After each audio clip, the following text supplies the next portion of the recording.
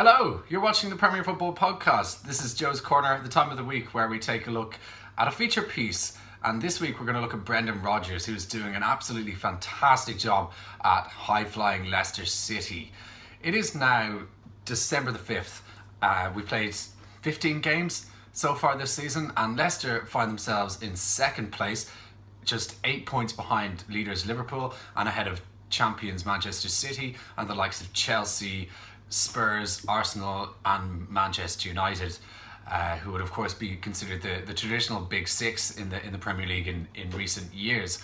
They've done this by playing a really fantastic brand of football.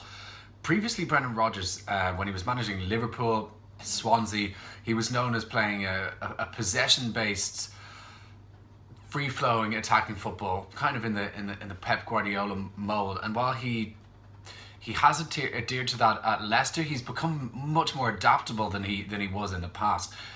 Certainly when he was manager of Liverpool, he could definitely be accused of neglecting to think of his team's weaknesses and setting up too much on the front foot and relying too much on his own principles and being too unwilling to adapt and to change.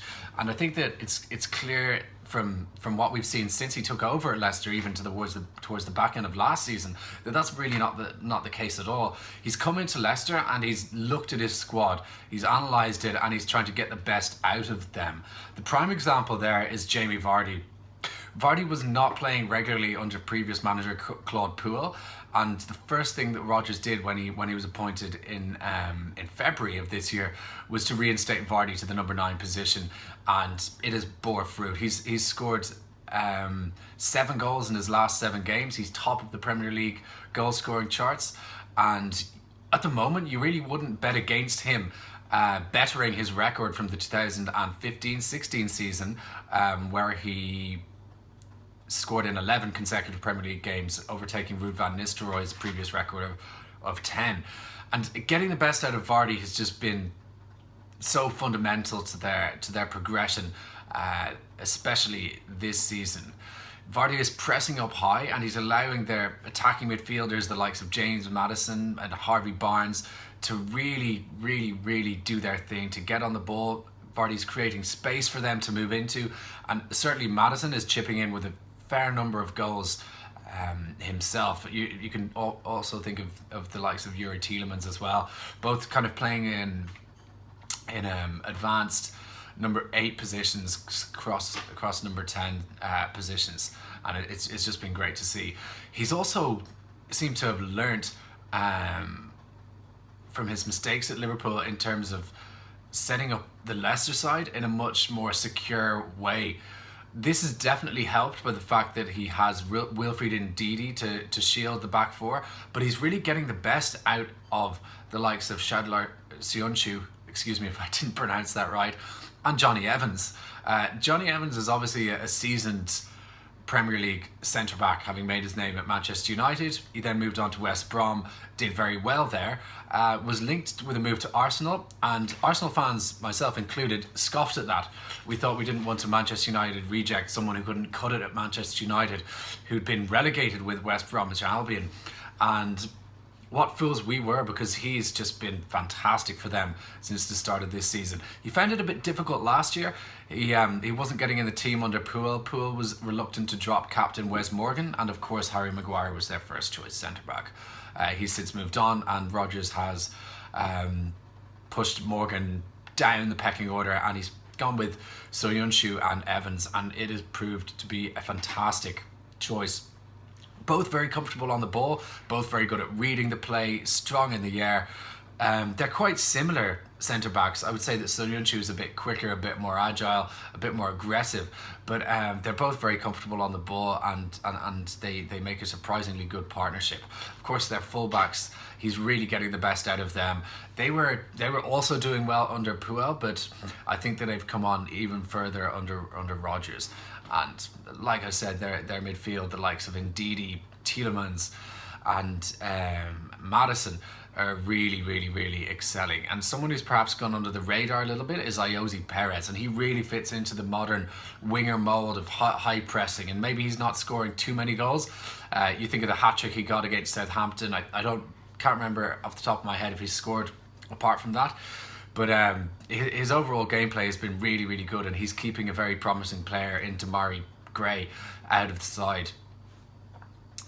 I think that Rodgers' time in Scotland as manager of Celtic has really helped him with this role. He came back after being on the cusp of winning a treble, a third treble, domestic treble that is, of course, in 3 years with Celtic, and obviously faced huge criticism up in Scotland, and you could argue rightly so. But he really believed in this project happening at Leicester, and you can see from the interviews that he's done with the BBC recently that this is a squad that excited him arguably most in the Premier League, and you can see why. I think that we couldn't have predicted them to be doing this well, but there are certainly signs at the back end of last season that Leicester were going to be serious contenders to break into the top 6 this year. To break into the top 2, that is insanely good. And when I've talked about him learning from his time in Scotland, he has learned how to win with Celtic. Say what you like about the league, especially when he was there.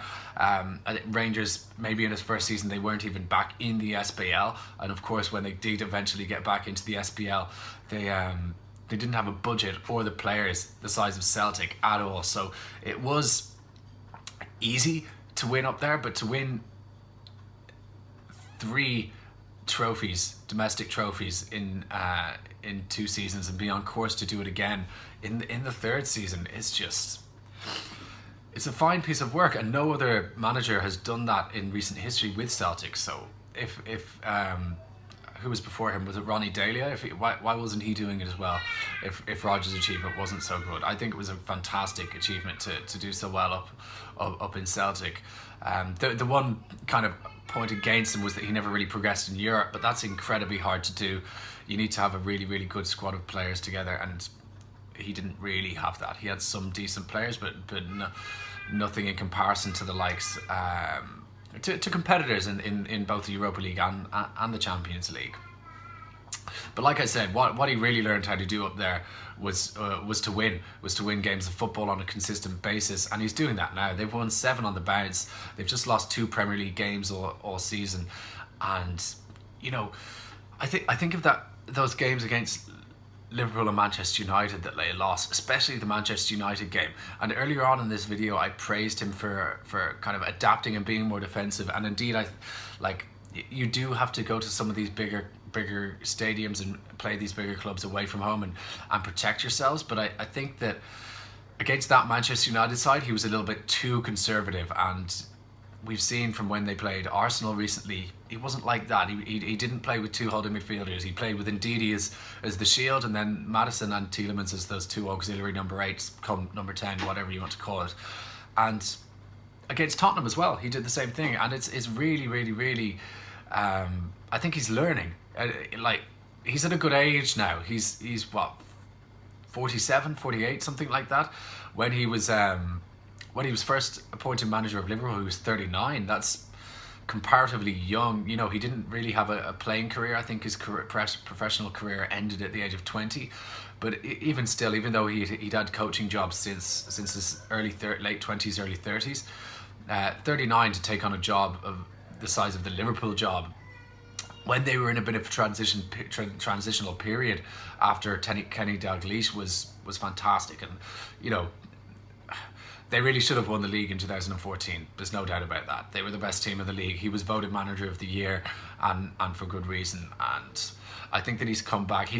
Into the Premier League. He looks hungrier than before. He looks fit. He was always carrying a bit of weight in the past. That's gone. He looks just from his face like he looks much thinner. So I think that he seems much more focused on the job. I don't know if you could say much more professional. Like, there's a theory when you're hiring people that, and this is not against people who are carrying weight, I used to carry a lot of weight myself, but that if you look like you take care of yourself, then you take care of the job that you have. That's just a theory, not saying that it's correct, but it's what some people say.